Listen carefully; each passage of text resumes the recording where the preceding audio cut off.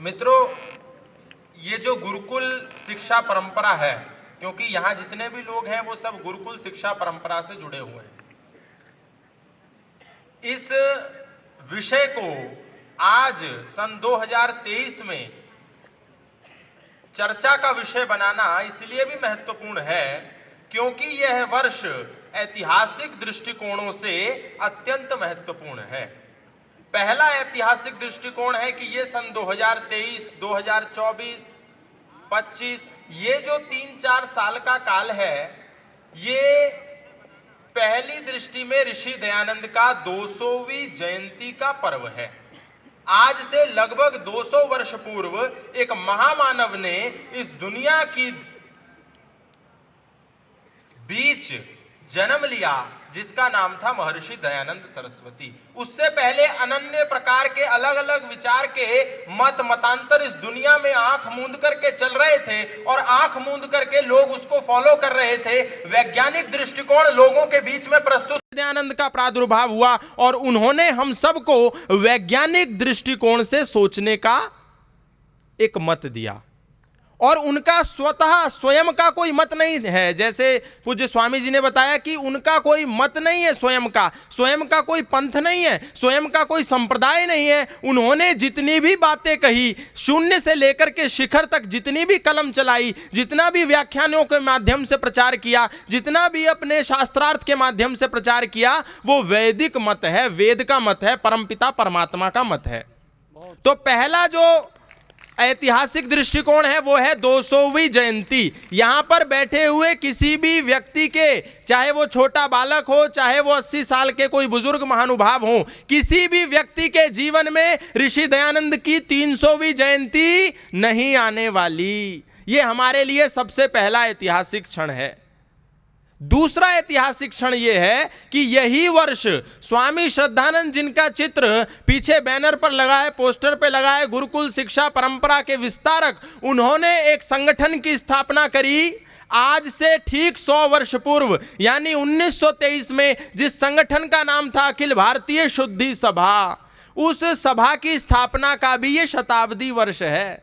उन्होंने ये सभा की स्थापना की थी कि जितने भी समाज के लोग थे जो प्रचार करने पर भी अपने सत्य के रास्ते पर नहीं आ रहे थे और विधर्मी उन लोगों का गलत लाभ उठा करके, कोई आकर के उनको ईसाई बना जाता था, कोई आकर के उनको मुसलमान बनाया जाता था, कोई आकर के उनको वामपंथ में दीक्षित करता था, कोई आता था उनको नास्तिक बना देता था। तो स्वामी श्रद्धानंद जी महाराज ने एक संगठन की स्थापना करी जिसका नाम था अखिल भारतीय शुद्धि सभा, कि जितने भी लोग अपने धर्म से, अपने वैदिक मत से विमुख हो गए हैं, चाहे लालच के आधार पर, भय के आधार पर, चाहे किसी प्रकार की ढोंग आडंबर, पाखंड, अंधविश्वास, छुआछूत, तिरस्कार के आधार पर, उन सबको स्वामी श्रद्धानंद ने अखिल भारतीय शुद्धि सभा के माध्यम से गले लगाया और बोला कि तुम हमारे भाई हो, आ जाओ, तुमको कहीं भी बाहर जाने की आवश्यकता नहीं है। तो ये शताब्दी महोत्सव उस बात का भी है।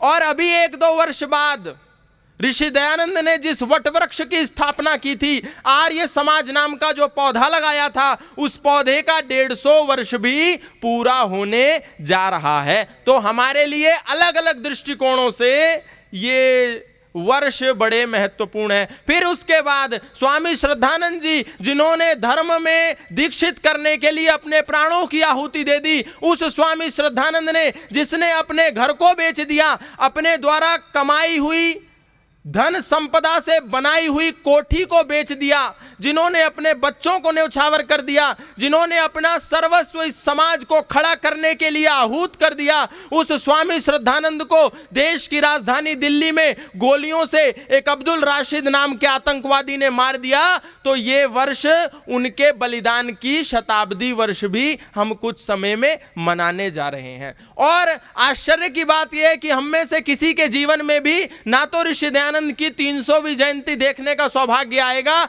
ना ही अखिल भारतीय शुद्धि सभा का द्वितीय शताब्दी महोत्सव देखने का सौभाग्य आएगा, और ना ही स्वामी श्रद्धानंद का द्वितीय शताब्दी बलिदान देखने को आएगा। तो हमको जितना कार्य करना है ये हमारे लिए एक अवसर के रूप में आया है। हम सबको मिलकर के स्वामी श्रद्धानंद, स्वामी दयानंद, पंडित लेखराम गुरुदत्त विद्यार्थी के सपनों को साकार करने के लिए अपने पूर्ण प्राण झोंक देने हैं।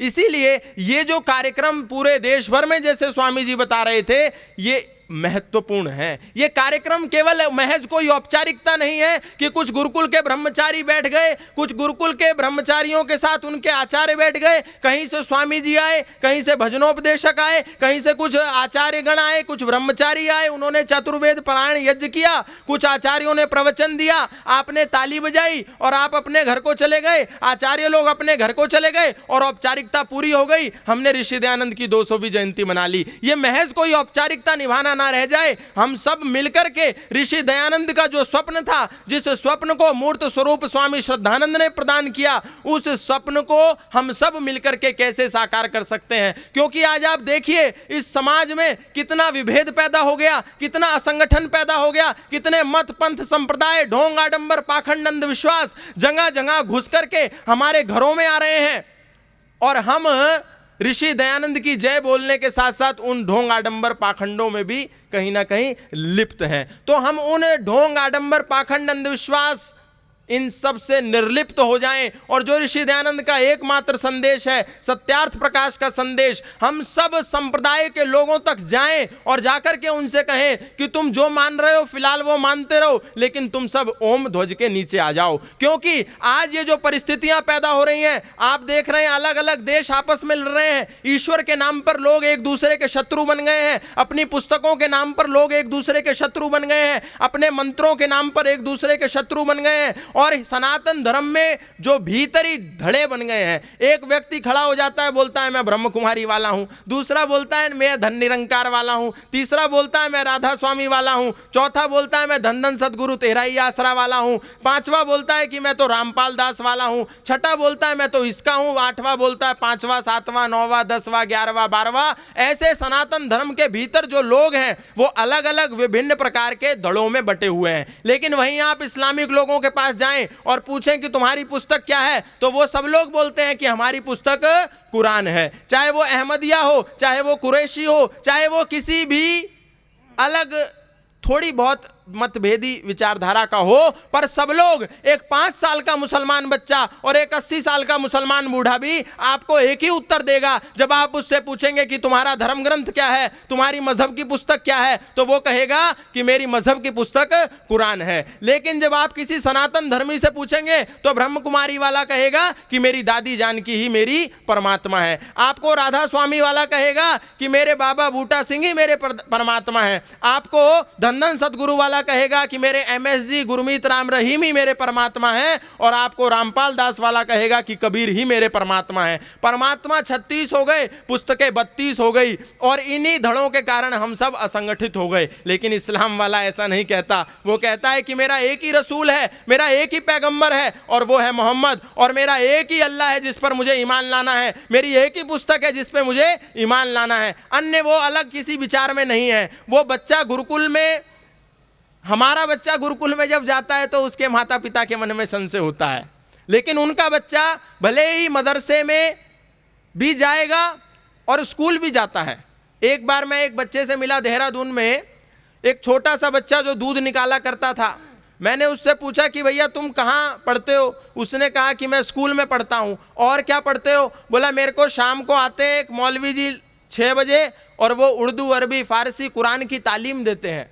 मतलब आप सोच करके देखिए, एक दूध निकालने वाला बच्चा जो अपने माता पिता के साथ दूध निकालने में सहयोग भी करता है, वो स्कूल भी जाता है और साथ में उसको होम ट्यूशन लगी हुई है, मौलवी जी उसको पढ़ाने भी आते हैं। उसका समर्पण देखिए, उसका त्याग देखिए। वो स्वयं को कह सकता है कि हाँ मैं कट्टर मुसलमान हूं, लेकिन आज जितने भी लोग स्वयं को कह रहे हैं कि हम कट्टर हिंदू हैं, उन लोगों को भगवत गीता का एक भी श्लोक नहीं पता।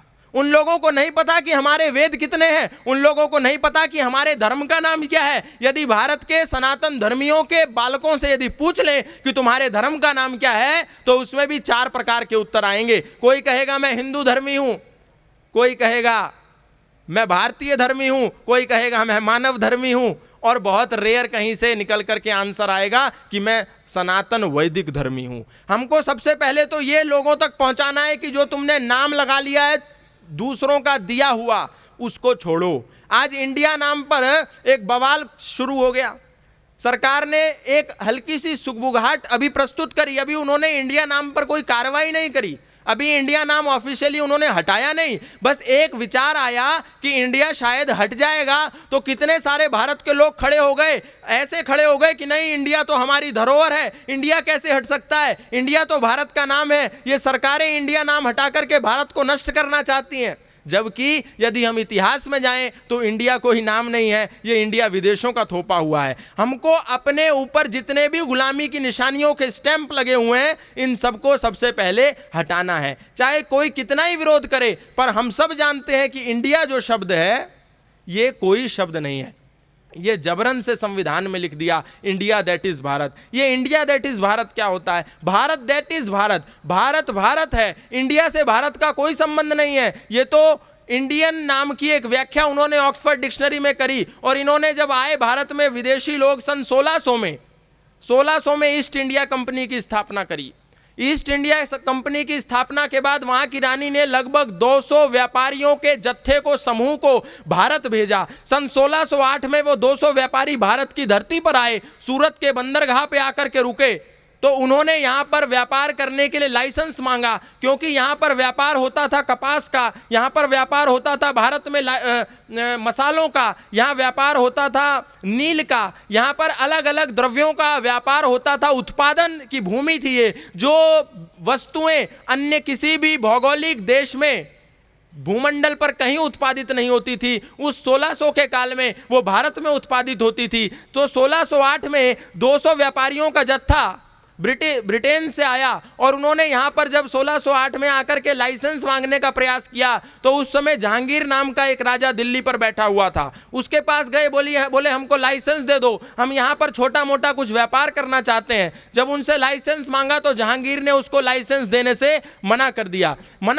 तो वो रुके नहीं, वो थमे नहीं, वो अंग्रेज उनके हौसले पस्त नहीं हुए, वो लगातार प्रयास करते रहे कि किसी प्रकार हमको लाइसेंस मिल जाए, क्योंकि उनकी कार्य योजना बहुत दूरगामी थी। तो आपको जानकर के आश्चर्य और हैरानी होगी, 1608 से 1618 का काल आ गया, उन्होंने मशक्कत करके प्रयास करके 1618 में जहांगीर नाम के उस राजा से लाइसेंस लेने में सफल हो गए, कामयाब हो गए। सन 1608 में उन्होंने लाइसेंस लिया और अपने व्यापार प्रारंभ कर दिए। देश के कोने कोने में ऐसे ही व्यापार, उन्होंने छोटे छोटे कारखाने लगाने शुरू कर दिए, और उसके बाद सन 1758 में उन्होंने अंग्रेजी हुकूमत और ईस्ट इंडिया कंपनी की मिली भगत से भारत के अलग अलग क्षेत्रों पर कब्जा कर लिया। उसके बाद 1860 में यह कंपनी तो इधर रफा दफा हो गई और पूर्ण रूप से भारत में अंग्रेजों की हुकूमत आ गई। 1835 में उन्होंने इंडियन एजुकेशन एक्ट को ले आए और 2 फरवरी 1835 में खड़े होकर के ब्रिटिश पार्लियामेंट में कहा कि भारत में 7,32,000 गांव हैं और 7,32,000 गांव में 7,32,000 गुरुकुल भी हैं। ऐसे लोग जो बौद्धिक स्तर पर इतने विकसित हैं, इन लोगों को गुलाम बनाना उतना सरल नहीं है। ये संपदाशाली हैं क्योंकि ये गुरुकुल में पढ़ते हैं और इन गुरुकुलों में 18 प्रकार के विषय पढ़ाए जाते हैं। यहाँ केमिस्ट्री भी पढ़ाई जाती है, जूलॉजी पढ़ाई जाती है, बॉटनी पढ़ाई जाती है, फिजिक्स पढ़ाई जाती है, प्लानिटरी मैथमेटिक्स पढ़ाई जाती है, क्वांटम फिजिक्स पढ़ाई जाती है, धातु शास्त्र पढ़ाया जाता है, और तो और यहाँ फिजिशियन जो बनने की जो परंपरा है, जो औषधि विज्ञान है वो भी पढ़ाया जाता है, और शल्य चिकित्सा भी पढ़ाई जाती है। ऐसे 18 विषय भारत के गुरुकुलों में उस समय पढ़ाए जाते थे। और ये बात केवल मैं नहीं कह रहा हूं, 1835 में 2 फरवरी में जो ब्रिटिश पार्लियामेंट में लॉर्ड मैकॉले ने खड़े होकर के जो भाषण दिया, उसका रिकॉर्ड आप निकाल करके देख लेना। उसने इस बात को स्वीकार किया और यह भी कहा कि मैंने भारत का उत्तर दक्षिण पूर्व पश्चिम पूरा घूमा है, लेकिन मुझे इस भारत की धरती पर एक भी भिखारी, एक भी दरिद्र, एक भी गरीब व्यक्ति देखने को नहीं मिला। यहाँ के लोगों के पास इतनी संपत्ति है। अब इनको गुलाम बनाएं तो कैसे बनाएं? तो इनके अंदर एक हीन भावना का बीज बोना होगा, और हीन भावना का बीज ऐसे बोना होगा कि इनको यह फील कराना होगा कि तुम्हारे पास कुछ नहीं है, ना तो तुम्हारे पास तकनीक है, ना तुम्हारे पास विज्ञान है, ना तुम्हारे पास सभ्यता है, ना तुम्हारे पास विचार है, तुम्हारे पास कुछ नहीं है। और ऐसा ही किया लगभग 250 साल तक भारत के लोगों को यह सिद्ध करके दिखाया गया, भारत के लोगों के मन में यह उतारा गया विचार कि तुम कुछ नहीं जानते, तुम पिछड़े हो, तुम्हें कुछ नहीं आता। और ये बात एक अंग्रेज लोगों ने हमारे मनों में उतार दी, और उसका दुष्परिणाम यह हुआ कि आज जब हम गुरुकुल के प्रचारक, यहाँ पर जितने भी आचार्य हैं, जब वो गांव-गांव जाते हैं और बोलते हैं कि आप अपने बच्चों को गुरुकुल भेज दीजिए, आप आइए हमारे गुरुकुल में अपने बच्चे का दाखिला करा लीजिए, प्रवेश प्रारंभ हो गया है, तो इन आचार्यों को, इन प्रचारकों को एक बात सुनने को मिलती है कि हमारा बच्चा यदि तुम्हारे गुरुकुल में आ जाएगा तो वो क्या बन जाएगा? हमें अपने बच्चे को पंडित नहीं बनाना, हमें अपने बच्चों को पुजारी नहीं बनाना, हमें अपने बच्चों को पुरोहित नहीं बनाना, हम अपने बच्चों को वैज्ञानिक बनाना चाहते हैं, और हमारा बच्चा यदि तुम्हारे गुरुकुल में जाएगा तो वो वैज्ञानिक नहीं बन पाएगा। ये कैसे हुआ? ये एक दिन में नहीं हुआ, लगभग 250 साल तक इस पर काम किया गया। और आप सोच करके देखिए, लगभग 700-800 सालों तक मुगलों ने इस देश में राज किया, लेकिन सनातन धर्मियों को समाप्त नहीं कर पाया। क्यों? क्योंकि मुगलों ने शिक्षा व्यवस्था पर उतना काम नहीं किया, लेकिन अंग्रेजों ने शिक्षा व्यवस्था पर काम किया। आप सोच करके देखिए और इतिहास के पन्नों को उठा करके देखिए, जब मुगलों का शासन था, जब अहमद शाह अब्दाली था, जब तैमूर लंग था, जब टीपू सुल्तान था, जब अकबर था, हुमायूं था, औरंगजेब था, और वो हमारे सनातन धर्मियों को मारता था, काटता था, जब सनातन धर्मियों पर अत्याचार होते थे और उनको कहा जाता था तुम अपनी चोटी कटा लो, अपना जनेऊ कटा लो और इस्लाम मत स्वीकार कर लो, तो वो लोग अपनी गर्दन कटा लेते थे भारत के लोग, लेकिन इस्लामिक नहीं बनते थे, मुसलमान नहीं बनते थे। वो अपनी गर्दन दे देते थे पर वो अपना जनेऊ नहीं देते थे, अपनी चोटियां नहीं देते थे। लेकिन 250 साल में ऐसी करामात करी अंग्रेजों ने कि आज हमारे सनातन धर्मियों ने स्वयं अपना जनेऊ उतार करके उनके पैरों में रख दिया, स्वयं अपनी चोटियां काट दी, अपने तिलक हटा दिए, अपने कपड़े, अपनी वेशभूषा हटा दी, और आज हमारे लोग बाहर से कहने के लिए सनातन धर्मी हैं, लेकिन वो फटी हुई जीन्स पहन करके घूमते हैं। इन अंग्रेजों की ये करामात कैसी है कि भारत का आज भाषा विदेशी हो गई, अंग्रेजी बोलते हैं हम लोग, आज हमारा वेशभूषा अंग्रेजी हो गई, हम फटी हुई जीन्स पहन करके घूमते हैं, आज हमारा भजन अंग्रेजी हो गया, ब्लू आइज हिप्नोटाइज तेरी कर दी है मैनू, आज हमारा ये मतलब गाने आप देखिए, हमारे विदेशी गाने हो गए, आज हमारा भेषज अंग्रेजी हो गया, हमारी चिकित्सा पद्धति अंग्रेजी हो गई, और आज हमारा भोजन भी अंग्रेजी हो गया। हमको घर की दाल रोटी पसंद नहीं आती, लेकिन हमको बर्गर, चाउमीन, मोमोज, ये सब जंक फूड पसंद आता है। तो ये कहने का तात्पर्य है कि कैसे अंग्रेजों ने महज 250 साल में वो करामात करके दिखाई जो ये मुगल लगभग 700-800 साल में नहीं कर पाए। ये शिक्षा व्यवस्था का पूरा खेल था, शिक्षा व्यवस्था को तोड़ दिया गया। इंडियन एजुकेशन एक्ट 1835 ला करके भारत के जितने भी इस प्रकार की वेदशालाएं चलती थी, भारत के जितने भी ऐसे धर्म संस्थान चलते थे, भारत के जितने भी ऐसे गुरुकुल चलते थे, इंडियन एजुकेशन एक्ट लाकर के सबसे पहले पंक्ति से ही उन सब वेदशालाओं को, उन सभी गुरुकुलों को अवैध घोषित कर दिया गया कि ये तो अवैध हैं। इन सब को तोड़ दिया गया, हमारे गुरुकुलों को, हमारे शिक्षण संस्थानों को, हमारी स्वदेशी स्वाभाविक शिक्षा को तोड़ दिया गया, जड़ से समाप्त कर दिया गया, उसको राख कर दिया गया, मिट्टी में मिला दिया गया। और उसी के समकक्ष मैडम मॉन्टेंसरी नाम की एक महिला और डकवर्थ नाम के एक अंग्रेज ने मिलकर के भारत में अंग्रेजी शिक्षा परंपरा की नींव डाली। और मॉन्टेंसरी स्कूल, आप जितने भी वृद्धजन यहाँ बैठे हैं वे शायद जानते होंगे, उनके काल में मॉन्टेंसरी स्कूल चला करते थे। आज उन मॉन्टेंसरी स्कूलों का स्थान कॉन्वेंट स्कूलों ने ले लिया है। और आप सोच करके देखिए कि कॉन्वेंट स्कूल की जो परंपरा है वो भारत की परंपरा नहीं है,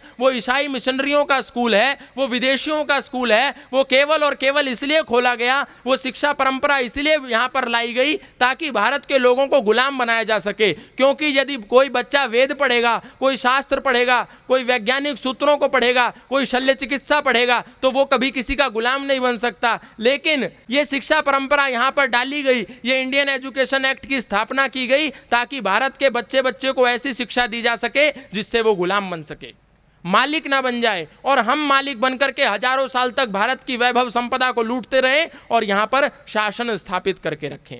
लेकिन होना क्या चाहिए था, सन 1947 में जब भारत आज़ाद हुआ तो इंडियन एजुकेशन एक्ट को ख़त्म करके भारत की स्वाभाविक शिक्षा व्यवस्था को हमें पुनः खड़ा करना था। आज जितने भी ऐसे गुरुकुल चल रहे हैं, ये स्व संस्थाएं चला रही हैं, ये एनजीओ चला रहे हैं, ये आर्य समाज जैसी संस्थाएं चला रही हैं, ये स्वतंत्र संस्थाएं चला रही हैं। कोई सरकारी परंपरा से आज एक भी गुरुकुल यदि मैं समझता हूँ चल रहा हो तो ये बहुत बड़ी बात है। आज सरकारी पोषण से एक भी गुरुकुल नहीं चलता। जितने भी ऐसे गुरुकुल चल रहे हैं ये स्वतंत्र संस्थाएं चला रही हैं, स्वतंत्र व्यक्तिगत रूप से चल रहे हैं। होना क्या चाहिए था, सरकारों को यहाँ की शिक्षा परंपरा को विकसित करना चाहिए था, यहाँ के गुरुकुलों को खड़ा करना चाहिए था। और आज जितने भी लोग ये बात कहते हैं मंचों पर आकर के, जब चुनाव आ जाता है कि हम हिंदू राष्ट्र बनाएंगे, हम हिंदू राष्ट्र बनाएंगे, कि हिंदू राष्ट्र नहीं बनेगा केवल भाषणवादे नारों से, हिंदू राष्ट्र नहीं बन सकता पीरों की कब्र मज़ारों से, हिंदू राष्ट्र नहीं बन सकता गिरजा मस्जिद मिंबारों से, हिंदू राष्ट्र नहीं बन सकता लंबी चौड़ी कोठीकारों से, हिंदू राष्ट्र बनेगा केवल गुरुकुल के प्रचारों से। गुरुकुल के प्रचार के बिना हम सोचें कि हम भारत को हिंदू राष्ट्र बनाएंगे तो शायद नहीं बना सकते। तो मेरा कहने का तात्पर्य केवल और केवल इतना है कि हम सब मिलकर के, ये जितने भी ब्रह्मचारी गुरुकुल में पढ़ रहे हैं या जितने भी नौजवान पीछे जो बैठे हैं वो अप्रत्यक्ष रूप से गुरुकुल से जुड़े हैं, वो वैदिक संध्या प्रार्थना उपासना जानते हैं, वो यज्ञ करना जानते हैं, वो अपने आप को हीन भावना का बिल्कुल शिकार ना समझें। आप ये ना समझें कि हम गुरुकुल में पढ़ रहे हैं तो हम क्या बन सकते हैं। स्वामी विश्वानंद जी गुरुकुल से पढ़े, झज्जर गुरुकुल से। मैं अभी गुरुकुल का वो इतिहास उन्होंने मुझे दिया, मैं लेकर के आया तो उसमें आपकी फोटो थी।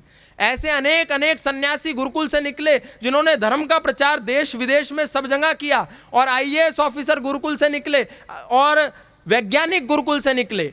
लेकिन हमने उसको पढ़ा नहीं, ना हमको पढ़ाया गया। हमको एक बात बताया गया कि गुरुकुल में पढ़ने वाला तो चोटी वाला होता है, जनेऊ वाला होता है, धोती वाला होता है, और ये धोती वाले सिवा यज्ञ करने के, प्रार्थना करने के, मंत्र बोलने के और जानते क्या हैं। हमें ये नहीं पढ़ाया गया कि ये जो ग्रेविटी का लॉ हम पढ़ रहे हैं, ये ग्रेविटी का लॉ सबसे पहले महर्षि कणाद ने वैशेषिक दर्शन में दिया था, संयोगाद भावे गुरुत्वात् पतनम। हमको ये ना बताया गया, और हमको ये बताया गया कि गुरुकुल में पढ़ने वाला वैज्ञानिक नहीं होता, गुरुकुल में पढ़ने वाला इंजीनियर नहीं होता, गुरुकुल में पढ़ने वाला अच्छा चिकित्सक नहीं होता, गुरुकुल में पढ़ने वाला सर्जन नहीं हो सकता, गुरुकुल में पढ़ने वाला देश का प्रधानमंत्री नहीं हो सकता, गुरुकुल में पढ़ने वाला तो केवल और केवल पुजारी होता है। क्योंकि हमारे मन में वैज्ञानिकों की एक परिकल्पना बनी हुई है कि वैज्ञानिक मतलब वो जो केवल और केवल टाई पहनता हो, वैज्ञानिक मतलब वो जो केवल और केवल पाश्चात्य देशों वाला हो, वैज्ञानिक मतलब वो, डॉक्टर मतलब वो जो केवल और केवल अंग्रेजी बोलना जानता हो। संस्कृत बोलने वाले कैसे वैज्ञानिक हो सकते हैं, ये आज हमारे मन में संशय बना हुआ है। इस संशय को मिलकर के हम जितने गुरुकुल के ब्रह्मचारी हैं यहाँ पर बैठे हुए, एक एक ब्रह्मचारी ये सिर्फ एक संकल्प ले कि मुझे एक व्यक्ति तक ऋषि दयानंद के संदेश को पहुंचाना है, एक व्यक्ति तक स्वामी श्रद्धानंद के संदेश को पहुंचाना है, एक व्यक्ति तक पंडित लेखराम गुरुदत्त विद्यार्थी के संदेश को पहुंचाना है। तो ये जो कार्यक्रम है, ये जो वर्ष है, इस वर्ष का हमारे सामने साक्षी रूप में होना सफल हो जाएगा, सार्थक हो जाएगा। बहुत बहुत धन्यवाद। 100 से अधिक देशों में देखा जाने वाला, सर्वाधिक लोकप्रिय और सबसे अधिक फॉलोअर्स के साथ पूरी दुनिया में आर्य समाज के विचारों का प्रचार करने वाला एकमात्र चैनल वैदिक प्रचार।